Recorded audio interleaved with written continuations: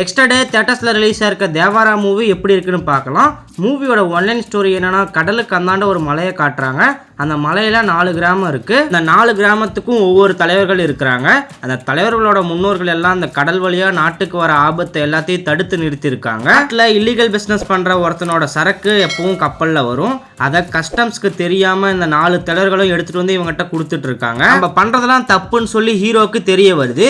இனிமே இந்த தப்பை யாரும் பண்ணக்கூடாதுன்னு இந்த 3 தலைவர்கிட்டையும் நம்ம ஹீரோ சொல்றாரு. அதை கேட்டு 3 தலைவர்களும் மாறினாங்களா இல்லையாங்கிறது தான் மூவியோட ஒன்லைன் ஸ்டோரி நண்பா. மூவில ஸ்டார்டிங்ல இருந்து எண்டிங் வரைக்குமே அனிருத்தோட பிஜிஎம் தான் மூவியை தரமா கொண்டு போனுச்சுன்னு நான் சொல்லுவேன். பியர் சாங்ல வந்த விஷுவல்ஸ், இன்ட்ரோல வந்த விஷுவல்ஸ், கிளைமேக்ஸ்ல வந்த விஷுவல்ஸ் எல்லாமே தரமா இருந்துச்சு நண்பா. எனக்கு பர்சனலா ஒரு மாஸ் கமர்ஷியல் பிலிம் பார்த்த மாதிரி இருந்துச்சு. மூவில ஒரு 2-3 இடத்துல லாஜிக் இல்லாம இருக்கும், மற்றபடி மாஸ் சீன்ஸ்ல இருக்கு நண்பா. என்டிஆரோட பெர்ஃபார்மன்ஸ் மூவில தரமா இருந்துச்சு.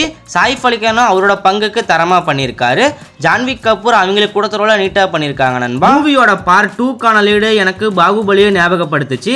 உங்கள எத்தனை பேருக்கு ஞாபகப்படுத்துச்சுங்கிறத கமெண்ட்ல சொல்லுங்க. மூவில எமோஷனல் கனெக்ட் இல்லாத மாதிரி எனக்கு பர்சனலா ஃபீல் ஆனிச்சு.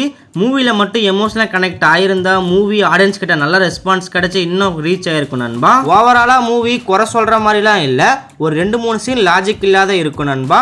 மற்றபடி மூவிலாம் தரமா இருக்கு. நீங்க மூவி பார்த்துருந்தா உங்களுக்கு எப்படி இருந்ததுங்கிறத கமெண்ட்ல சொல்லிட்டு வீடியோ பிடிச்சிருந்தா லைக் பண்ணிட்டு சேனலை மறக்காம சப்ஸ்கிரைப் பண்ணி சப்போர்ட் பண்ணுங்க நண்பா.